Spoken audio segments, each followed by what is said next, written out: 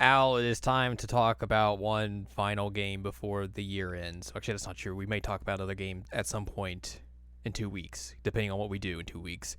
Okay. So I can't definitively say that this is the last game we're going to talk about this year. It's the last game that's not like themed, I guess. Sure, we'll go with that. Okay. Because we have our schedule planned out, and this is the last one that's like A normal a episode. normal episode. There you go. Last normal episode of the year. Sure. There you go. Hello, welcome to this week's episode of the Seasonal Anime Checkup OVA. It's a podcast where we have conversations about video games, anime, and manga. Hello, I'm Jared, joined as always by Doc Howe and Ladium. Hello. This is episode 259. And we're going to talk about some Life is Strange. True colors. Because we talked about all the other games, we might as well talk about this one. Might as well. And I mean, like, you became part of the 3%. So we gotta talk about you. Makes me sound like I'm a racist now. Well, I was thinking more like the rich people, but yeah, please don't be racist. I mean, either way. I don't think that really changes it in any sort of way. Okay, yeah, the rich people are also racist. There's a Venn diagram, and these overlap quite a lot. Yes. So yeah, we're talking about Life is Strange True Colors, the latest Life is Strange game. The 5th game in the series, apparently. Wow. Which is very bizarre to think. That is very bizarre to But think. is true. Colors. Finger guns. Ayy. Ay. So yeah, this game came out. When did it come out? September 10th, 2021. Never forget. Oh, wow. For the PC, PlayStation 4, PlayStation 5, Xbox One, Xbox Series X and S, and Google Stadia. And then came out on the Switch on December 7th, 2021, so this week. So Switch owners can now play this game. Today, while we were recording, actually. Yeah, it probably runs worse. Probably does run worse. That's all I could think of. All right. Anyways, yes. So yeah, the 5th Life is Strange game. This was made by Deck 9, the people who made Before the Storm, the Life is Strange 1 prequel. Mm-hmm. And I think are basically now the Life is Strange team because Don't Nod's off doing their own thing. Right. Making their own games, which I feel like have not been received quite as well. Whoops. Which is something, that's for sure. But yeah. This is a game that has been pretty decently received. It is, I think, let me do a double check here. The second highest rated Life is Strange game according to Metacritic. What? Yes. What?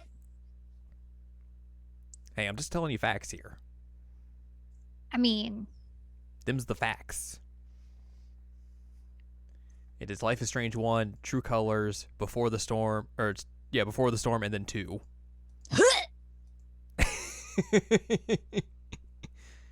oh, that's entirely wrong. That's so wrong. It hurts. Hey, that's what the aggregates say. Well, the aggregates are wrong. Because Life is Strange 2 is super good. It's true. And way better than several things. Like many things. Let's talk quickly about the development of this here video game. Let's do it. Let's do it. Like we said, Deck 9, which had previously developed the first game's prequel Before the Storm, began work on True Colors in 2017. On March 18th, 2021, Square Enix revealed the game as part of a live digital presentation, along with the announcement of a remastered version of the original Life is Strange and Before the Storm as part of the Life is Strange Remaster Collection, which I think is not coming out till next year now. Like, I think that got pushed back. That. I can click this link and now will tell me for sure. Probably. Yes, it is not coming out till February 2022. It was originally supposed to come out later this year, but that is not the case anymore. Actually, this says it right here at the end of this paragraph. I gotta just read on. Hey. Hey. With the announcement of True Colors, Eurogamer claimed that Don't Nod's time with the franchise was over and that the Life is Strange series had been passed to Deck 9. A Nintendo Switch version of the game, along with Life is Strange Remaster Collection for Switch, was announced during the Nintendo Direct E3 2021 presentation. On August 11th, the DLC prequel chapter Wavelengths was announced to be released on September 30th, alongside a delay of the Remaster Collection to early 2022. And the next day, the Switch version was said to be delayed to later in 2021, which it is now out. So Yep. There you go. A common theme of the Life is Strange series has been based on characters with a type of superhuman ability, though not like superheroes. The developers can then provide meditations on real experiences that regular people go through, according to Felice Kwan, senior writer at Deck 9. For True Colors, they had determined early on they wanted their protagonist to be based on the power of empathy, not only to be able to sense what others were experiencing, but to be vulnerable herself and would be able to grow past this as the story progressed, giving her path to a greater self-acceptance and greater trust in her own abilities, according to Kwan. This led to creating the story around Alex losing her brother early in the game as a driver for her to explore her empathy powers and reveal more about her past as she uses them. Erica Mori portrays Alex through full performance capture, which Mori said was instrumental in successfully creating this game about empathy because it allowed us to get a really high-fidelity facial expressions that were organically connected to whatever was going on with my voice and body in a particular scene. On August 20th, the game's original soundtrack was revealed to be composed by Australian duo Angus and Julia Stone. A crowd vote extension for Twitch was released for the game before launch. On September 5th, a partnership with Critical Role was announced for Wavelengths with references to the web series merchandise and its tabletop RPGs players. On September 29th, Square Enix started a fundraiser for LGBT organization Outright Action International, with anyone donating at least $2 being entered into a draw to win a jacket designed by MXM Toon. And then in October 2021, the game was updated to include a high-resolution and high-performance mode on the PlayStation 5 and Xbox Series X versions. The latter will allow the game to perform at 60 frames per second. Ooh, fancy. Fancy. For the record, I played it on the PS5. Mm-hmm. The only thing that I really noticed was the load times. Load times are probably faster, and I'm guessing a lot of like the textures were probably a little bit better. I'm sure those birds were still square. Those birds are probably still square, but there's a lot of times where like we would look at stuff in the game and it would be like blurrier. Yeah, you're right. So I'm assuming on the current gen consoles that looks a little bit better. I mean, you know this as well as I do. My eyeballs are shit. I can't tell this kind of stuff very well. So, and I'm not going to remember a texture unless it's That's like true. very noticeably terrible. I do notice it then. I was gonna joke about Erica Mori being a business lady, the voice actress. I got off track, but yeah, she's a business lady, and this is a local theater production. Yes. Hilarious. Oh man. I guess the one other big notable thing about this game is that it is the first game in the series to not be released episodically. Correct. Everything was released all at once. Correct. Which I feel like didn't necessarily hurt the flow of the game per se. Like obviously you're able to remember things a lot quicker because you're not waiting months in between each episode. Right.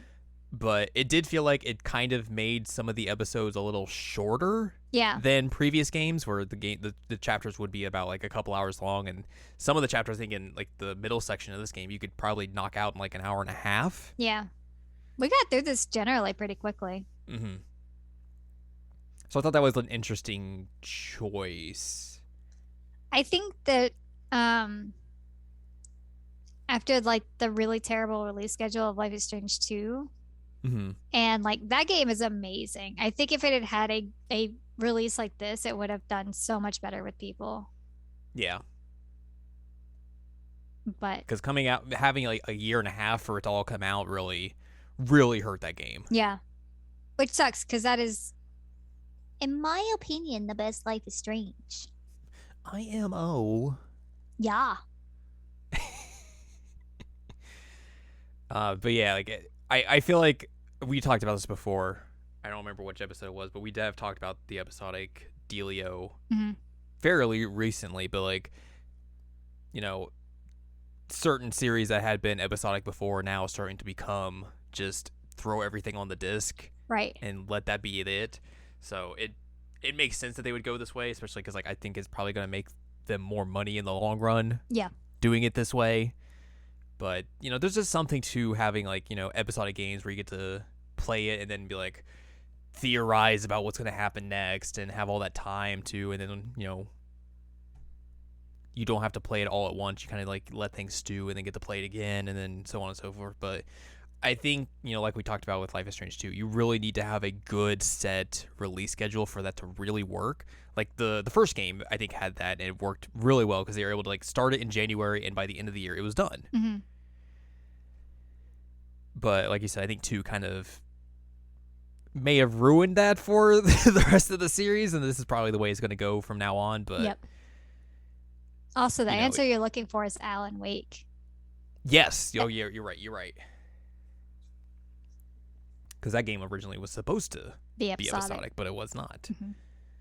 But yeah, this is the first game that they do not go episodic, and I don't think it really necessarily hurts the game per se. It just makes some of those episodes a little bit shorter. Yeah. Just because I think you're just trying to make everything be playable all at once, so you don't have to really extend out sequences like you would have previously. Mm-hmm. So maybe it makes it a little bit better because like you were able to kind of cut out some chunks that may have been just fluff for the sake of fluff in previous games, and can make it a little bit more streamlined and more focused.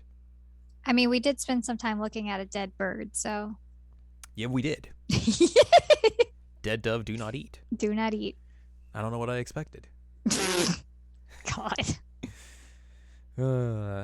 Also, apparently, the original soundtrack for this won Best Original Soundtrack at the Australian Recording Industry Association Music Awards. All right. Good for that. Year. There you go. There's also, a bunch of licensed music in this game because it is a Life is Strange game. Yes. So you get that weird edited cover of Creep by Radiohead. You get to hear the Violent Femmes Blister in the Sun covered. And then there's also just a bunch of other stuff that like is actual licensed music as well. I was super stoked that in Wavelengths we actually got Sigur Rós. Yes, you were very excited about that. So excited. I never expected to see that. Mm-hmm. I was like flipping through the records and you were like, I love how you're able to mimic the exact sound that I make when I get super excited and don't know how to express it now. Just incredibly excited. I mean, you've heard it so many times at this point that I would be surprised if you couldn't mimic it, but that is the exact same noise that I make whenever I get like real hype about something but don't have the words to express my hype. Mm-hmm. Yep. But yeah, Sigur Rós. It is the Tak album. I think it was Saga Lapur. I think that was the song that they used. But anyway, it was real hype. I was very excited. I was really excited. Really excited. Yeah, and like we said earlier, this game has seen pretty favorable reviews. A lot of people have commended the writing of it. They like that writing. Some people are critical of the fact that like the choices don't really matter in the long run, but like that's just choice-based games for the past decade. Yep. Some people like that Alex. Yep. Some people didn't like that Tibet. Yeah, apparently this game got review bombed by Chinese players because there's the flag of Tibet in the game, which is that's something. Whoops. And then apparently it sold pretty well. Did it? It debuted at number 6 on the UK Games box sales charts based on just physical editions alone, with 54% of sales coming from the PS5, 28% from the PS4, and 18% from the Xbox Series X and S. And then NPD's September 2021 Games Report ranked it as the number 10th top-selling game for the month in the United States, which apparently was the highest launch month dollar sales for any Life is Strange title to date. Wow. Which I guess would make sense because it is a $60 product compared to a, $15 for a first episode or $30 to $40 for a season pass. Right, that makes sense. So you're going to obviously make a little bit more money that way. That makes sense. But also, it's been on sale a lot this last couple of weeks, so you can get it for you can get it cheaper than what I got it already. Yeah. It's $10 cheaper than when I bought it, and that was only 2 weeks ago. Yeah. So You can get this game for cheap if you look around the right places. So there is that as well. But yes, let's talk about this here video game. Did we I talk about know. it being nominated for the awards? Did we talk about that? Does it matter? I mean, the Game Awards don't mean. Well, I meant So the other things. It's like it wins for a golden joystick award. I don't know what that is, but they're anyway, from Joystick, I think. They're just just awards. awards. Awards. Yeah, game awards are. Exactly. You obviously played this early because you got this on release. I did not get this on release. That's why we're doing this episode now compared to in September. Yep.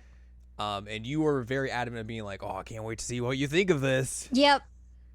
Because you had thoughts. I still have thoughts. You have thoughts. Okay, I want to hear your thoughts about this game because I don't know if we really dived into this. We didn't. Played through this. We didn't dive into it. So. I want to hear the Al thoughts about this game. The ultimate thought is Ducky best character. Yes, that's true. That's just an easy one. I felt like this game was super weak. Really? Yes. Okay. It's easily my least favorite Life is Strange. I mean, I would probably agree with you in that aspect. I don't know if like that's really necessarily a bad thing. Like I know someone asked me about this game and was like, is it better than the first game? And I was like, it's probably the weakest of the mainline games. Mm-hmm. So there is that. Like I appreciate the anti-capitalism message in there. I appreciate that. Mm-hmm. I just felt like a lot of it was not built up well. I felt like there was a lot of stuff that was just kind of odd in terms of how you had to make choices. I guess for lack of a better word, the bonk was kind of silly, and I don't think that was supposed to be a funny moment. No, it was pretty funny. It was pretty funny, and it was not supposed to be funny. We got a lot of laughs out of that. We got a lot of laughs. I mean, like he got a bonk and he died. My brother died. I also I don't know, like the whole empathy system just didn't really hit for me. Mm-hmm. Especially because, as you're saying, like the choices don't really matter. Like at one point, they build up this one choice of like, oh, how could this affect you? And this might be a bad thing. And then like in the very next chapter, they give you a choice that like you basically don't have a choice. Mm-hmm. And I'm like, okay, well, cool. Glad that we built that up and then just tore it down for no reason. I don't know. It seemed kind of, I felt like they were trying too hard. That's really what it felt like to me the whole time. It's just that they were trying way too hard. Okay, so we just talked about this, but do you feel like if this had been episodic and there had been like they had more time to do stuff in these episodes, like do you think that would have helped them more, or would it have not really mattered in the long run? I mean, I think at the core, like everything would still be pretty much the same. Right. And I mean, I still feel like it's just trying too hard. Mm-hmm. I don't know. That's me. That's you. I mean, I'm not trying too hard. I kind of am, but no, we know you're a big try hard. I am a super try hard. That's Maxwell just my told me. Maxwell, why would you betray me like this? That's because you didn't let me sit on you. Mm-hmm. Yeah, I don't know. Like I kind of came away from it like with not a bad taste in my mouth, but not a good one either. Mm-hmm. And like I said, certain decisions just seemed so dumb. Like that last one wasn't even a decision. There was no point in doing that. Mm-hmm. They just did it because they feel like they have to at this point. So I don't know. Like I think that there are good moments. I think there are good characters. I just think generally the game tries too hard and a lot of it misses. Mm-hmm. Like when you have an angsty girl sit down and start playing a edited version of Creep at Me, I'm like, oh, come on. No, that's just funny. Come on. It's funny, but like I don't think that's the emotion they're trying to get from us there. Same with the bonk. Like No, I think they know what they're doing. like This is the Spider-Man 3 of Life is Strange games. like we're not supposed to laugh at her brother dying. We're not supposed to laugh at her being sad and sitting there with an acoustic guitar singing Creep about how she doesn't fit in. Like these moments aren't supposed to be funny, but they don't hit emotionally like I think they meant them to. Look, you're just sad that you're just not so very special and that you wish you were special. It's true. It's true. I think I can see where you're coming from this for sure. Mm-hmm. I don't think I'm as like down on the story as you are. Like I definitely think this is the weakest story out of the 3 main games. Mm-hmm. Which, I mean, when I played through Before the Storm, I also thought it was weaker than Life is Strange 1. So like that's not entirely surprising to me. Right. I think at like when you talk about the choice stuff, like I wonder if we're just at a point where like this type of narrative styling has just kind of run its course. Because I feel like everyone goes into these games realizing that you're going to do all these choices, but by the end of the game, they're really they're going to be moot and pointless. Right. They're just kind of flavor for getting you along through the game. And the final choice is going to be the only thing that's really meaningful. And even the final choice here isn't meaningful. Well, let me get to that. Like, because I feel like you said earlier with like one of the empathy things where the game's kind of like, hey, this is an important choice. You know, you got to weigh the consequences of this. And then the next chapter, it's like, all right, well, you should probably do this one. Yeah. It almost, I feel like, would have been better if this was just a linear told story. I agree with you. It would have been and much I feel like better. that was basically what Deck 9 was kind of trying to do in a sense, with being like, this is the story we want to tell, but we're kind of ham-fisted because this is a series that is based on narrative choices. But we kind of want the story to be this way and this way alone, so we're just kind of gonna force you to go that way. Yeah, I mean that's what it felt like. Is it would have been so much better if it was just like I would have been fine if you had the like minor choices throughout. Mm-hmm. But these like big impactful moments that don't actually mean anything. It's just like, all right, well I know which one you want me to pick. Right. Like I wish they just told it that way. Yeah. Like honestly, if we got another Life is Strange game and it was just like, all right, we know this is a linear told story that you're going to go through this, you'll maybe have a few player choice options here and there, but like we're just going to tell you a story, right? And that's it. Like I would think I would be totally fine with that. I would too. Because like I said, I feel like at this point it's just like everyone's kind of just done their thing when it comes to narrative-based storytelling. Not narrative-based storytelling, but like narrative choice-based storytelling. Mm-hmm. Like, there's nothing really new that you can do with that medium that I haven't really seen, per se. Like, everyone kind of just does it in the same way, and that they've really mined that well dry of it. Right. To where, like, you've seen the same things since, you know, for, like, the last 15 years. Right. So, like, nothing is new here. And, you know, like I said, like, I think, honestly, this story would have been better if they would just, like, hey, we're going to tell you the story we want to tell you, and that's that. I really wish they had done that. I really do. But they didn't. They didn't. So in the end, you get the choice at the end where it's like, yes, you know, it could be this. Here's a giant cutscene, or or I guess you could just do this. You could do that. I don't know, but we're not going to give you a cutscene or anything about that. We're just going to say it. It's like, you obviously are leading me one direction. Like, I'm not going to pick the other one. That's dumb. Mm-hmm. Well, you know, in the end, it doesn't even matter.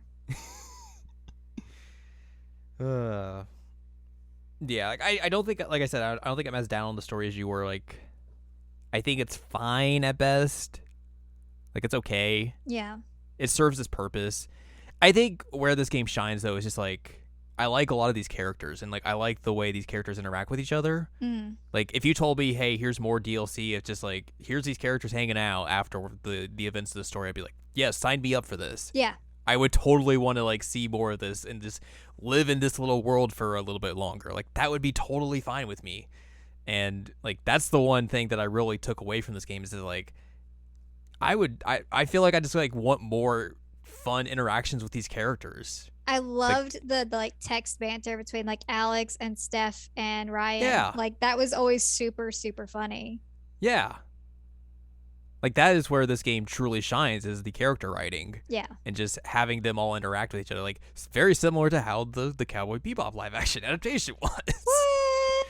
Which we kind of did the exact same time. But yeah, like it's that was the one key aspect of the game that I really took away from is like these are really fun characters.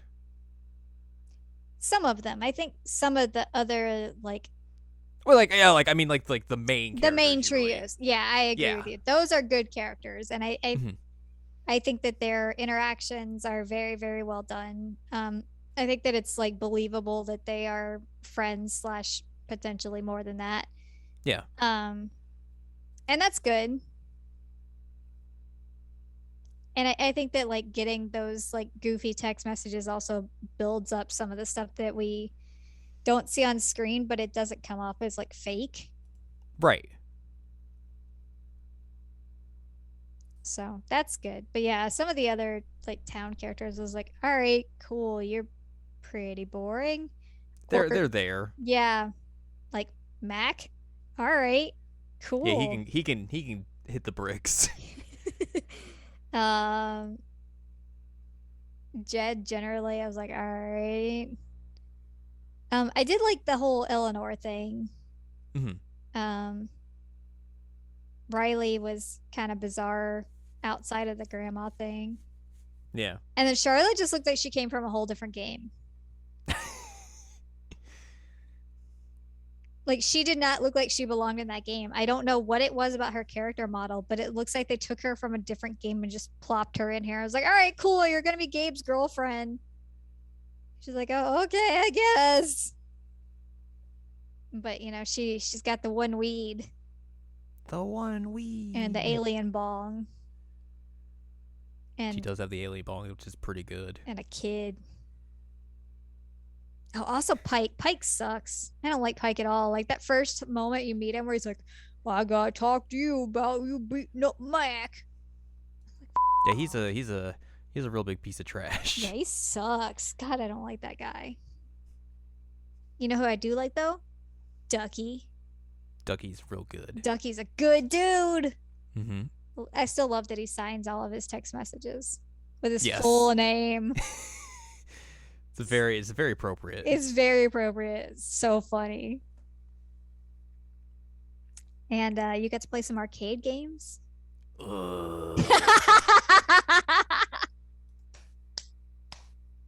Sure did.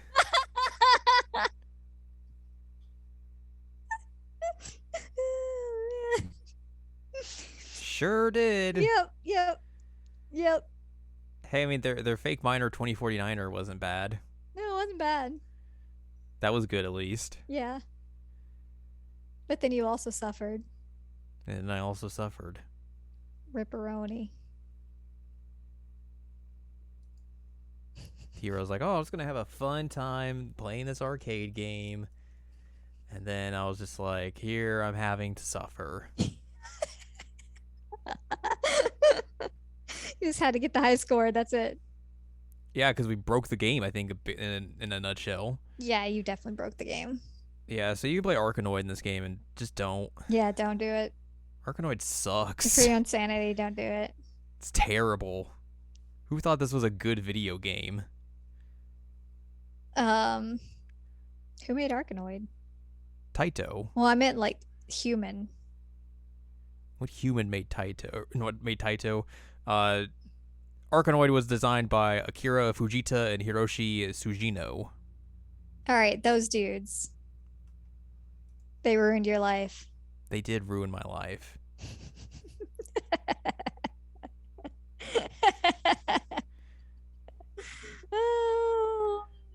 mean, the composer for the game eventually went on to work on the soundtrack for the Ninja Warriors, so he was responsible for Daddy Mulk, which is one of the greatest songs ever made, so I have to give him at least some pass on that. Oh my god. Oh my god.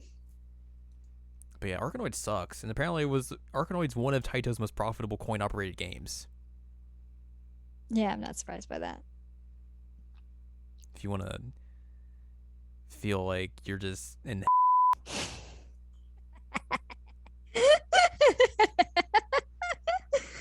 Oh man, that's me every day.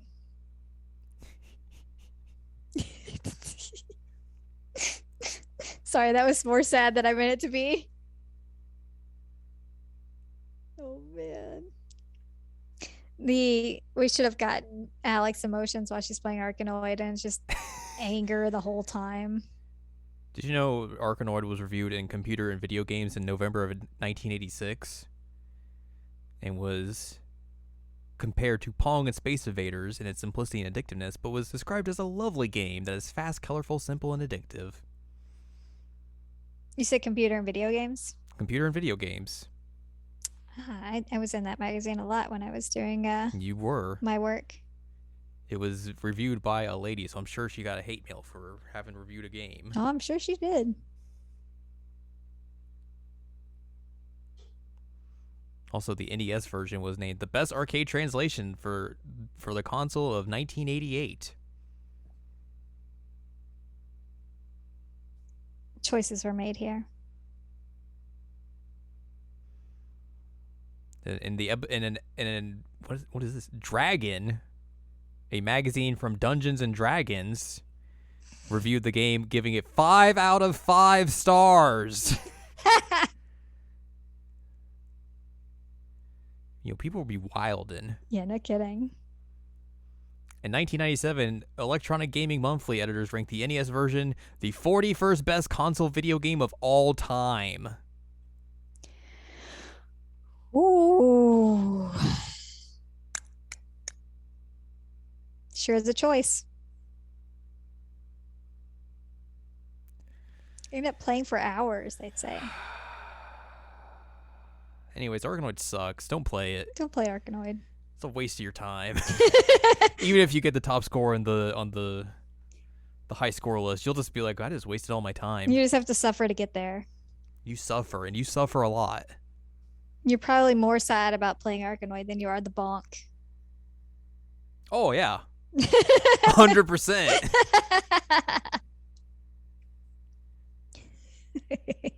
That was more traumatizing. I bet it was. Oofa doofa. I wish they had given us like more than a day to actually get to know Gabe. Yeah. Because you're like, oh, cool, we're going to hang out with the brother. Then, oh, brother's dead. Brother got See bonked. you later. Bye. Brother gets banked. Bank, bank. Just a rock to the face, and then there he goes. See you later. Bye. Ryan's like, well, I guess I gotta cut him loose. Literally. I mean, yeah. Otherwise, they're both going down. You'd have a, I don't know, smush chin duo. A sibling sandwich. There you go. I couldn't think of the words that I wanted to say. But yeah, like only having him for a day, I was like, okay, well, glad we got to know you, I guess. Mm-hmm. So we kind of got to know him like through everybody else knowing him, which is kind of weird. And then his weird ghost version that you see in the final episode. Oh, yeah, the ghost version. Who's like, gotta go through all your traumatic events. Yay, I'm going to be here and tell you what happened in the traumatic events. Hey, just kidding, you gotta do this again, because that's not really whatever happened. What was the one weird song? Oh, why am I? Oh, what song was it? Oh man. Oh. Why am I blanking I know what you're on talking it? about. Yeah. Why am I blanking on what it was?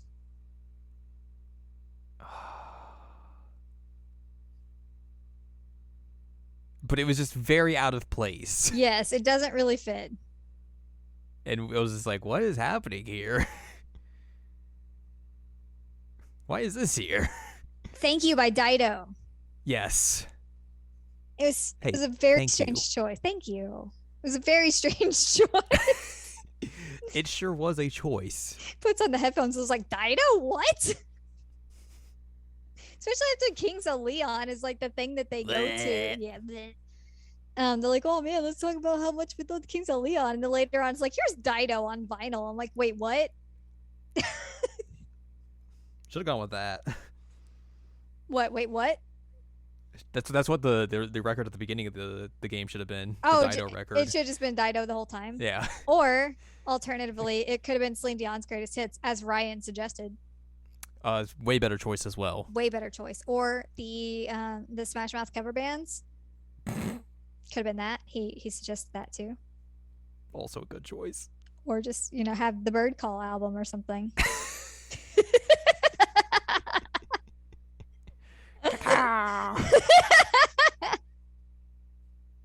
No bird calls on the radio. Hi, Mix Wheel. He's like, I can make bird calls. I'm a bird. I mean, I can make duck sounds, but nobody wants to hear that right now. They've probably already heard it on this podcast before at some point. Have we recorded me making duck calls before? We had to have. Okay. All right, everyone, go back and listen through all the last 258 episodes and find the duck call. Find the duck call. And also Jared and Now Watch. You gotta go listen to all those episodes as well. You'll find it eventually. It's my secret talent. Mm-hmm. It's true. Yeah, I don't know. I felt like a lot of this was just very shallow generally. Like we didn't get to hang out with Gabe a lot. No. A lot of the dead town stuff was just kind of like surface level.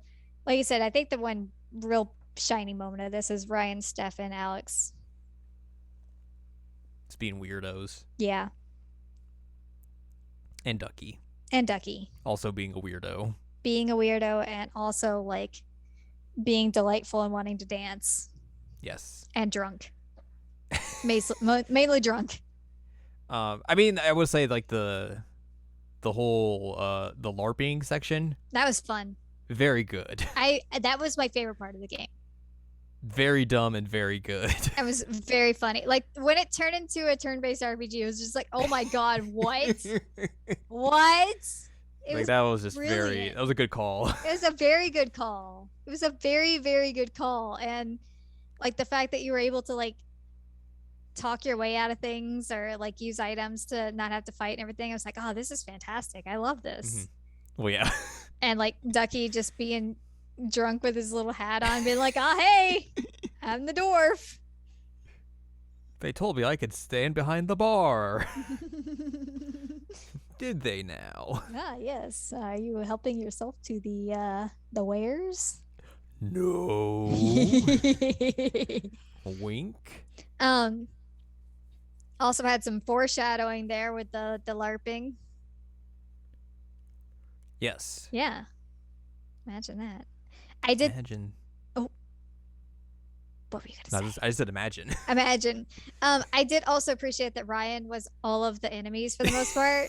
Yeah. He was the wolf. He was the snake. He was the troll. It was awesome. It's real good. He did a great job. I would have been so upset if somebody glittered me like she did, though. Oh, that would have been so mean. So mean. You know, it took him forever to get that glitter off everything. Yeah. And his like weird wrestling belt. He's like, oh, come on. Come on. Like he was so disappointed that she glittered him. Not glitter. But yeah, that entire sequence was super, super fun, and I liked it a lot. Mm-hmm. Like I liked looking around for like coins and scrolls and seeing all the little dialogue, and had the one couple that you can like help get together throughout the game. Like he's just dead at one point, and they're just chatting. You just keep trying to get back up. I'm like, no. Nope. You stay down. No, you're dead. You're dead. Stay dead. And then when it actually turns into like the RPG with like the clothes, the actual clothes, and like the menu sounds and everything, it was good. Mm-hmm. It was very good. Yeah. So I did enjoy that quite a bit. I thought that was clever and a good use of Steph and her interests, Yes. because we knew beforehand that she was into that, which I didn't even realize she was the same character from Before the Storm until you mentioned it, and I was like, all right, heck. That was I, one of the few things I knew about this game before playing it. I did not know that, so I just thought she was a cool gal who was into D&D and LARPing. If you had played the DLC, you'd probably been even more confused. Like, wait a minute. Yeah, probably. What's going on here? Wait, how do you know these things? I would have eventually put it together. Yes, of course, because like, it would be hard not to, but It was just confusing because she was part of the like drugstore makeup band, and mm-hmm. why'd you just throw your hair at me? Sometimes you just gotta throw your hair. It's true. He thinks he's in a shampoo commercial. Maybe he is. You never know. Had to be a dry shampoo commercial because he doesn't like being wet. He does not.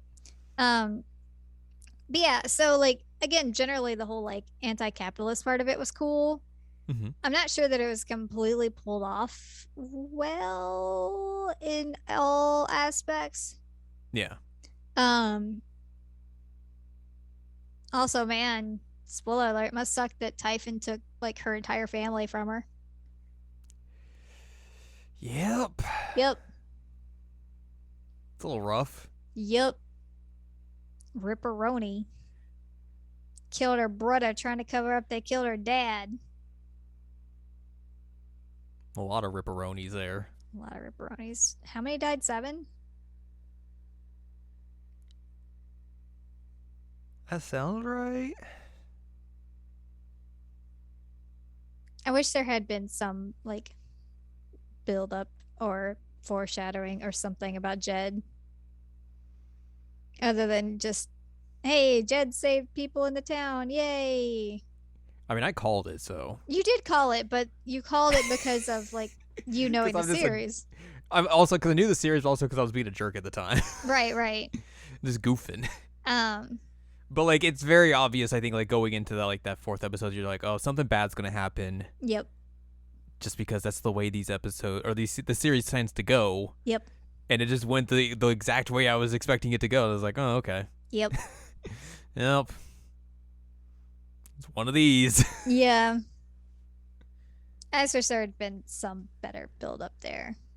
Other than just like, surprise, I'm the villain. Plap, plap. Ha! Also, she somehow fell down that entire mine shaft after being shot and was like, all right, cool. I'm still walking. I'm still breathing. I'm fine. Except my ribs are broken. Oh, God, it hurts so much. I'm limping a bit, but like, I'm all right. Somehow I've walked all the way back to the bar. It was a long walk. Like, it was nighttime when I started. Right. This was wild. I was okay, I guess. She was determined. Yeah, I mean, like, she didn't really like have a whole lot of injuries from that, even at the end. Yeah.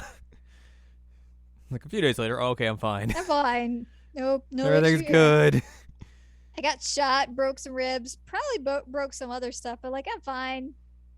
I can walk fine. I can operate fine. I got these crutches, but it's good. Yeah, but she didn't even really use them. It'd been long enough, clearly. It'd been like a few days. Magic, empathy, healing powers. Ah, yes, there we go. That must have been it. Exactly. And as I mentioned with Mac, like, that dude was pretty two-dimensional. Mm-hmm. He's just there. He's just there. He's like, I don't like my girl talking to other people. Also, I'm scared of Typhon.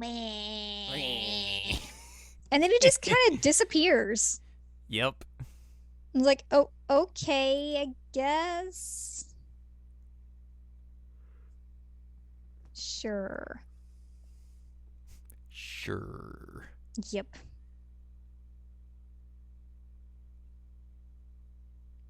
Yeah, I also didn't really like, I guess maybe it's because I don't know a whole lot about mining, but it's sort of unclear. Like I know that they said that the dudes drown and that they were close to water or something, Mm-hmm. but I legit have no idea how all that went down. And then there was like I guess the cave in part there with like the locket. Like what all happened there? It doesn't make sense. And what did Typhon even blow up to try and like hide it when she obviously was able to get in and out fine? Well, that was like well, the shaft was abandoned, right? Right. So like essentially like it was probably still like, and they're gonna have people come in and like inspect it. Right. So like I think they were basically burying or trying to bury the bodies better, so like they can be like, oh, there's just like we got this far, there was a cave in, and this is what happened, but he got all those guys out, so it's good. So the bodies are probably still down there, so they were probably trying to cover those up. So like when the inspectors come, no one can find them because they're all buried under rocks now, even more so. Oh, okay. I see now. Mhm. So they drowned, their bodies are still there. They Yeah, they so like they were stuck in that cave in, could not get out, and the bodies were just down there because they were not going to pull those bodies out and be like, oh man, we had 7 people die under our watch. That seems bad. right. So they just left them there and then buried them even further to try and hide them more so they wouldn't get caught again. Okay. So there was technically a cave in and also they drowned and then they just caved it in more to hide bodies. Correct. Okay. Like I said, I don't understand mining. Hit rocks. Yes. That's what I learned from Stardew Valley. Ka-chink, ka-chink, ka-chink. But yeah, the whole thing to me was like very unclear as to like what happened there, and they didn't really explain it very well, in my opinion. But I thought it was fine, but also like I feel like I know what mining stuff is all about, so I don't know. you're It more seemed, in the know with the I mining. guess, it seemed pretty clear to me. Hmm. So, I just didn't think about bodies. I mean, like, yeah, you're gonna have like skeletons and stuff. yeah, you don't want inspectors coming in and be like, hey, why is there skeletons down here? There are The fuck happened? several skeletons just kind of like piled up right here. Yeah, that seems kind of bad. What happened here? Can we get a story? No, Nope. I refuse. But obviously they didn't do a very good job because she was able to find an intact locket from her dad, and I guess he's just chilling out under those rocks now. Well, they did that really shoddily because they just did it a second explosion at the same time and probably just like, oh, we're good. We're not gonna go Yeah. down there and check it because it's an abandoned mine shaft that's not held up that well, and we don't know if it's really like safe or anything down there. So Right. I mean, they were just trying to cover their and that's why yeah, Gabe got bonked. bunked. Bonk bonk.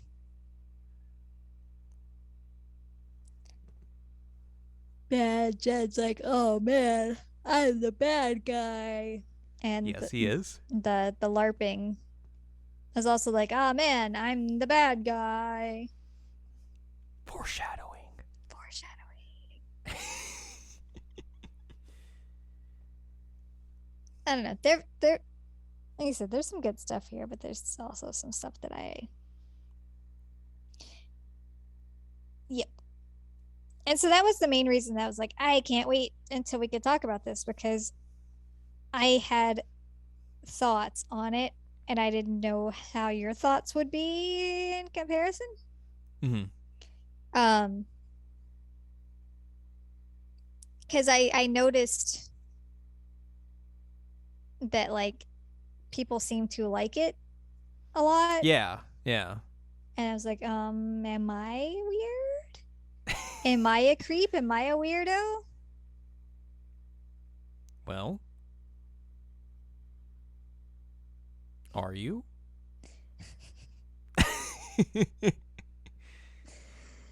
Yeah, that was one of the things I saw as well. It was like, people talking this up really big, and I was just like, huh, okay.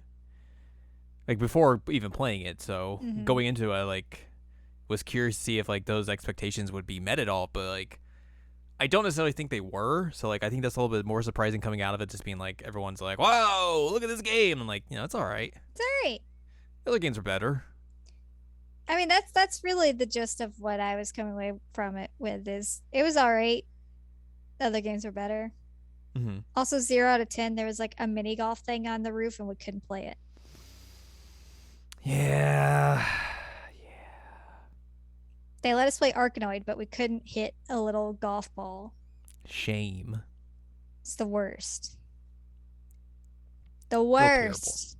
Terrible. Terrible. Terrible. But I guess we did get to put sunglasses on a gnome, so that's kind of cool. We did. Ralph Buddy. Ralph Buddy, that was a big yawn. Big yawn. Sorry, I'm sleepy. That's just a big shocker. The biggest of shockers.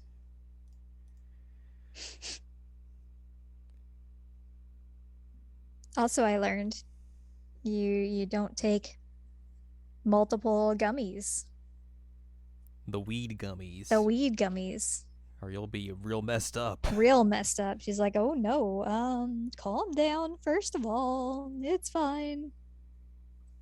Maybe you should drink some water." Hydration check. So I did learn that. There you go. You're learning things. Foosball is hard in this. Foosball is hard. I don't remember foosball being that difficult in real life.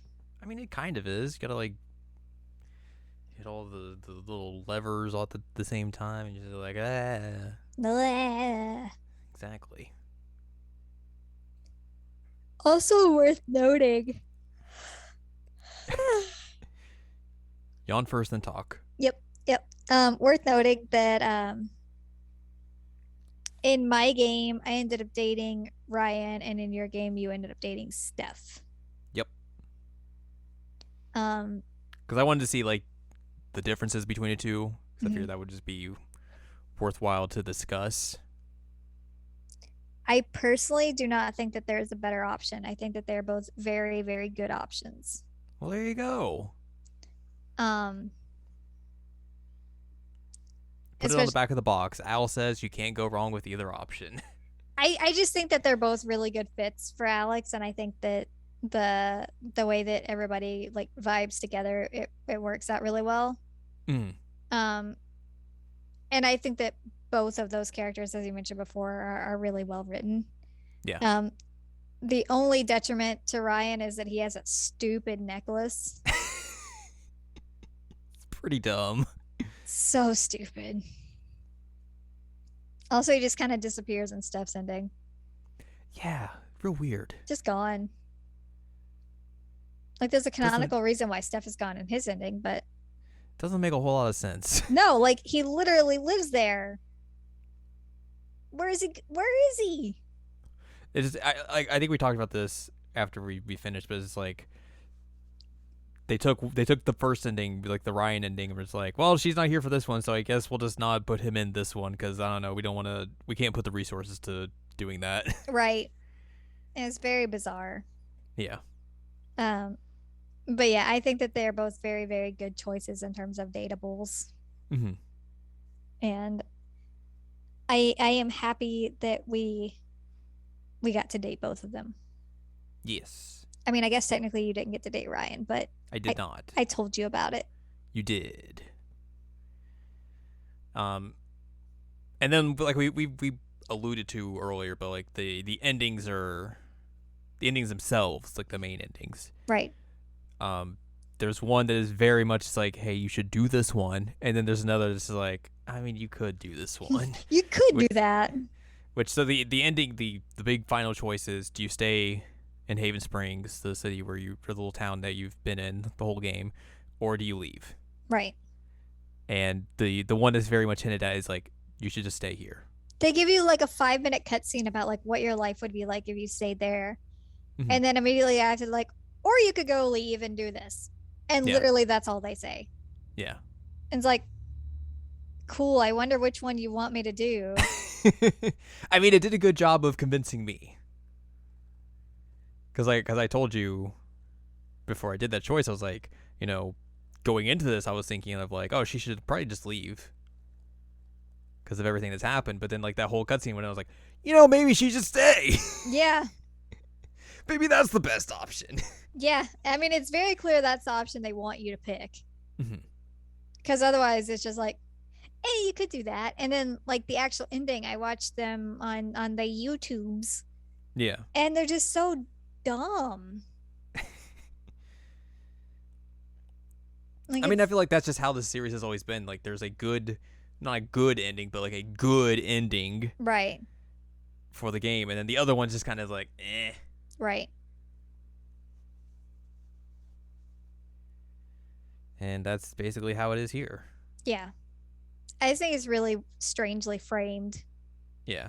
And like it just makes the most sense, like character-wise, of like, yeah, staying would be the option she would choose here. Yeah, she's been wanting to find somewhere like stable where she could have a family and belong, and wow, amazingly she found it.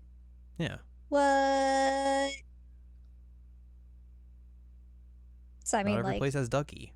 It's true. Not every place has Ducky, and like, what are you gonna do if you're not around Ducky? Exactly. He's a good character. Very, like, that very part good was character. That part was weird. And it goes back into our whole discussion earlier about like, it almost feels like they had an idea of like what the ending should be, but they're also like, I guess we got to put this other ending in here because somebody's going to choose it, I guess. Yep. Somebody's going to be in the 3% of this game.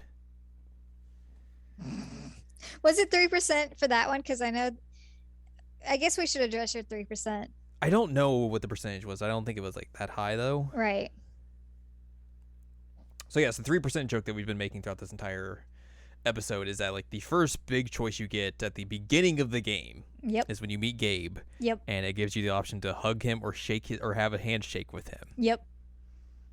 Me being the jerk that I am was like, all right, Alex isn't gonna want to hug. She's very tepid right now. She's cautious. She's not a hugger. Go for the handshake. And you were like, what are you doing? Go for the hug. And I was like, no, handshake. That's the way to go here. And then I was like, whatever. That's a choice. Who cares?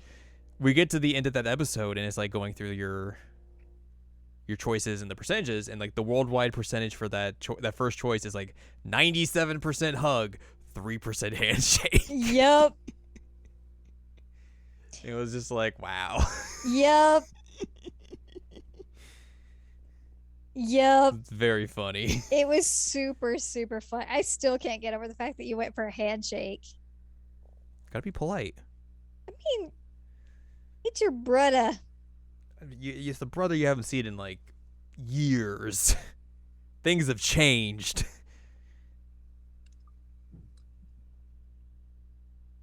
Handshakers now. Handshakes. No hugs. The only hug we get is at the end of the game. Right. Hilarious. You are such a troll. It's called character development.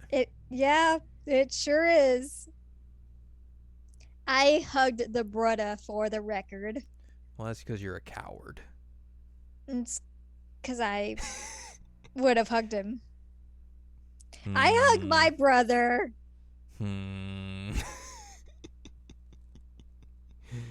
It's hilarious. There was something else that was 3% too, but I don't remember what it was. Yeah, I don't remember either. So funny.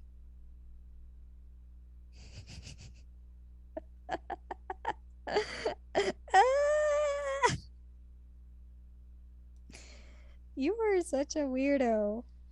Yeah. This is who you decide to be friends with. I have zero regrets. Good. Zero regrets. Zero regrets. Even though you would handshake everything. I mean, I wouldn't. That's not saying I would. That's how I'm projecting the character would. I see. Well, and then you're going to have regrets because then your brother gets bonked, and then what are you I didn't know do? he was going to die in the first episode. It's not my fault. If I could go back and change it, would I? No, but it's not my fault. Oh my god. Yeah, I was trying really hard to like tell you things about this game without spoiling the fact that your brother died. My brother died. Brother got bonked. He got bonked. Oh, that bonk, the way that they animated it was just so silly. it's very silly. I also wish good laugh. We got a good laugh. I wish they had gone a little bit more into like what happens with Diane after. Because she was like, yes, I'm working with Typhon to hide all this stuff and things are shady. Woo. And then she's just like gone. Like her and they talk a little bit about what happened with Jed, but they don't really talk about her. Or I feel like she gets caught up in the whole like wave of the company going down. Well, yeah, she should. But that's it. Like she puts out like that statement of like, oh, I can't ask for forgiveness because the one person who's here to ask forgiveness for isn't here anymore. Right. Like it's a very like robotic press release type speech. Right. But that's about it. Wait. But we also played through the DLC of this game. All right. We should talk about that. You did not play it, and I was like, no. Why not?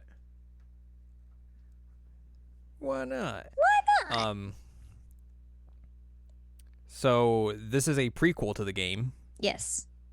By a year. And by a year, you play through as Steph, and basically you go through like each season that leads you up to the actual game happening, of her being the DJ of the radio station and running the record store and kind of like building out that record store in her own image and changing the radio station to what she wants it to be and all that sort of stuff. All the while, like, learning about all the people who live in Haven Springs and all that sort of stuff, and also kind of like figuring out things about herself because it's still very recent of her being involved in the events of the first Life is Strange game. And also having like a very recent breakup and stuff too. Worth mentioning before we dive into the wavelengths, there is also a mode for the streamer folks that you can turn off all licensed music. Yes. And which gave birth to some good memes when this game came out. I have not seen any of the memes, but it was hysterical that like the first thing you did when they started dancing to Kings of Leon was like turn that off, and so they're just like jamming out to nothing, and they just look like weirdos. Yeah, they like usually you would think like when games like this have that option, they would just like replace the audio with like royalty-free music of some sort. Right, some generic music. Here they just like, all right, the audio's turned off. Yeah, they just made it silent. It's like, what? I mean, I guess you have to do that, but also, what are you doing? So weird. So I'm assuming that would be the case with wavelengths too, which would very much be. I guess it would have to be detriment to this DLC. Yeah, there's a lot of music in this DLC. You run a radio station and a record store, like. Yeah. Oof. Anyway. So it'd be a lot of silence if you're just have the streamer mode on. Right. So yeah. Anyway, I wanted to bring that up before we got into wavelengths. But yes, we get to go through some seasons. Yeah, I wasn't really sure what to expect going into this because obviously it was just like you get to play as Steph, and I was like, okay, cool. Yeah. But you literally are just contained to the record store the entire time. Yep. You don't leave. It's just that's your home. Like, it doesn't even tell you, like, does she live there? Because, like, all of her stuff is there. But there's nowhere for her to, like, actually live. Yeah. I don't know. You are stuck there. The only time I think that you could potentially see something else is during the sessions where you play foosball, but we didn't watch those, so. Skip through those. Yep. I didn't want to play foosball again.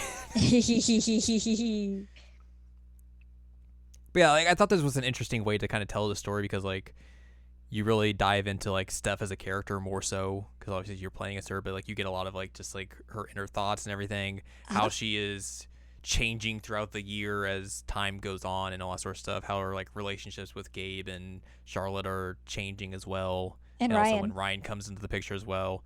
And you also have, like, the fake Tinder you have to go through. Right. And, like, trying to find dates and all that sort of stuff and, like, how your relationships with those people are changing depending on like if you're actually like communicating with them or not. Well, and also like the fact that she's like a lesbian in a very small town Mm-hmm. that doesn't have a whole lot of choices there. Yeah. Like you have to deal with that struggle too.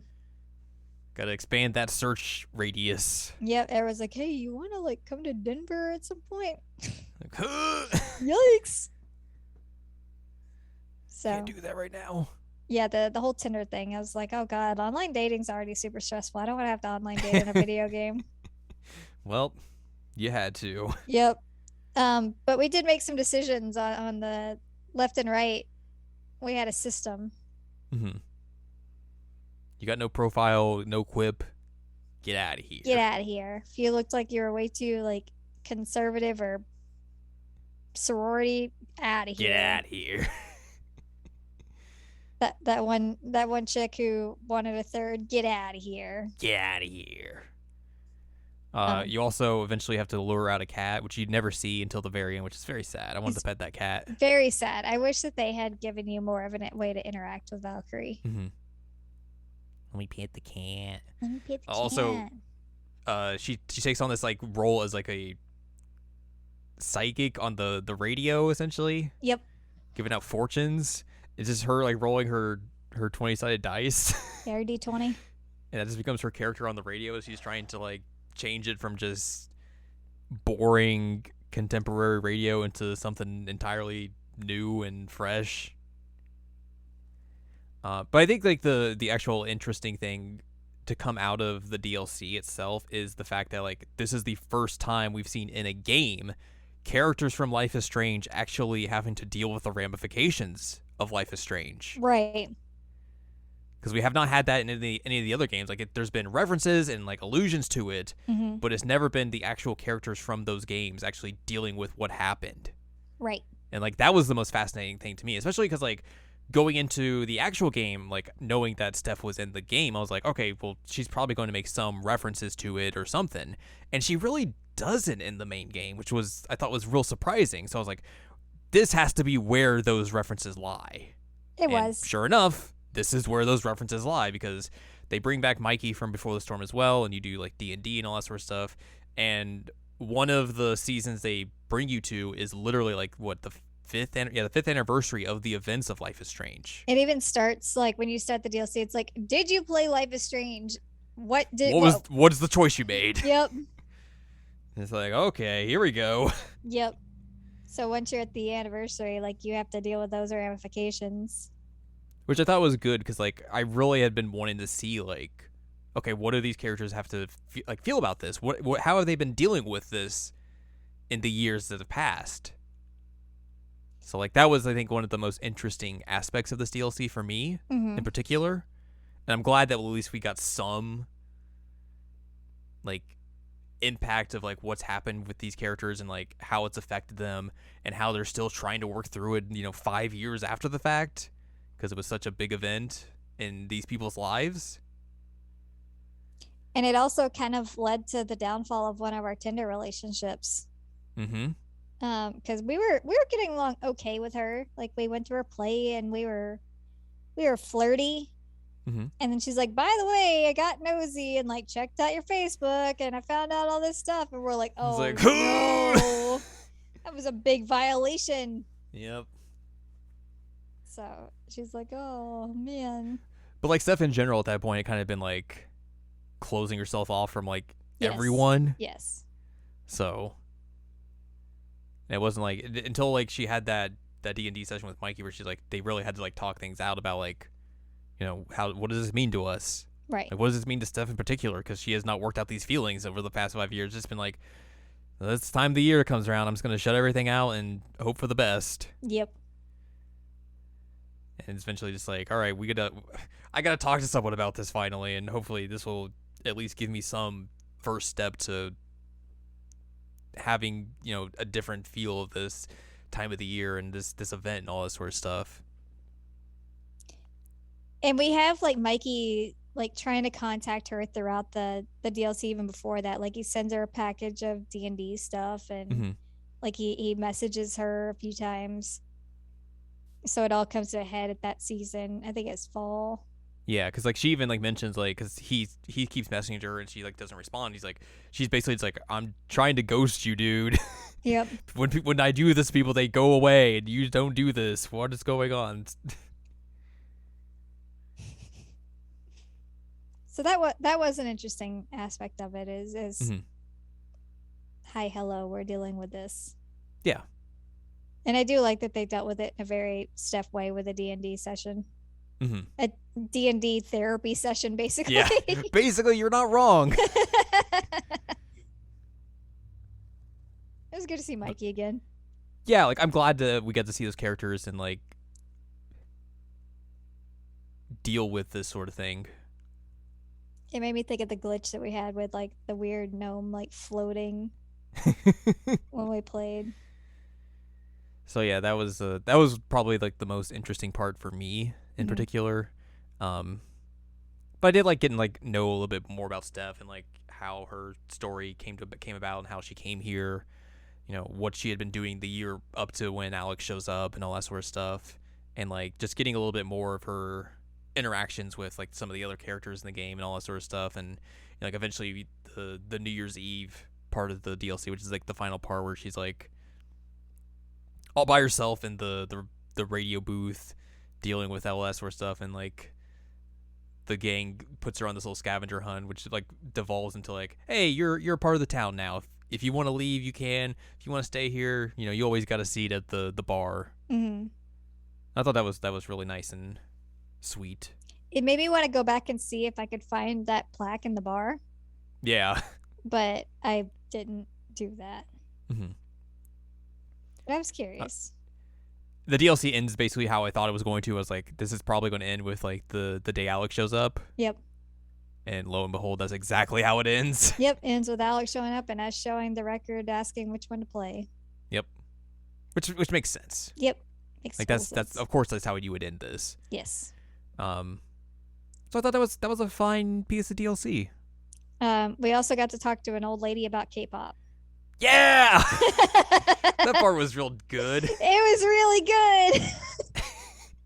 I love the old lady in the nursing home that we're communicating with. What's this K-pop? What does stan people mean? Anyways, keep up the good work. Yay!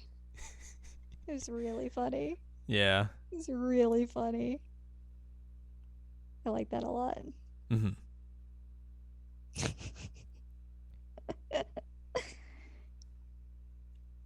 But yeah, that is the DLC. We did that too. We did do that too. We did the thing. We did the thing. We did the whole thing. And Sigaros was there. Yes. Al got very excited. So excited. He was like, "Wah!" I love the Taka album. It's really, really good. It's really good. Like Taka in parentheses are my jam. Don't step on Jared. Ow. Pain. Anyway, I don't have much else to say. Yeah, that's Life is Strange True Colors. Yeah. It's okay. It's fine. It's fine. I'm a little bit more positive on it than Al, but you know. It's not a bad game. No, I'm not saying that. I'm just saying I'm a little bit more positive on it than you are. Yes, that's probably true. But I would agree with you. This is, you know, probably the lowest in terms of the main Life is Strange series games. Yes. But it's still fine. It's fine. I don't regret playing it. We'll put it that way. Nah. Nah. I mean, like, I don't know. I could have put more time into Tales of Abyss and regretted my life more. And it's true. Instead, I played this, and it was fine. There you go. I think the timelines were different, but that's fine. Doesn't matter. I played them both on my PS5. That I have for some reason. Yep. True story. Yep. True Colors. There you go. Good way. Good segue. Hey. Either way, that's going to wrap up this episode. So if you'd like more from us, head on over to seasonalanimecheckup.com or sac.cool is where you can find past episodes of this podcast and other podcasts like Jared Now Watch. You can also find columns and reviews on the site as well. If you'd like more from Ann Ladium, go to annladium.com. She's got columns and reviews. You can follow us on Twitter and TikTok at Anime Checkup. You can buy our books, One Shiny Moment, A Critical Analysis of Love, Life, Sunshine, and Hot Tubs and Pac-Man on Amazon.com. And you can support us on Patreon, patreon.com/SACOVA. Buy us a slice of pizza, get access to unedited versions of the podcast early, and a wealth of bonus content as well. Next week, it's time to preview 2022. Look into the future. We'll look into the future. We'll take a look at the video games coming out next year, some anime, and I guess we'll also probably talk about the new announcements from Jeff. the marketing awards show that's going to happen on this past Thursday, as we're recording this. That's a good way to name it. So we'll talk about those. Hey, well, for the first time, I think, since we've been doing the preview episode, we will have done it after that and not before. Yay! So we'll actually have that in our back pocket this time. So that's a good thing. First time for everything. It's true. So yeah, next week that will be that as we wrap up we get closer and closer to wrapping up this year.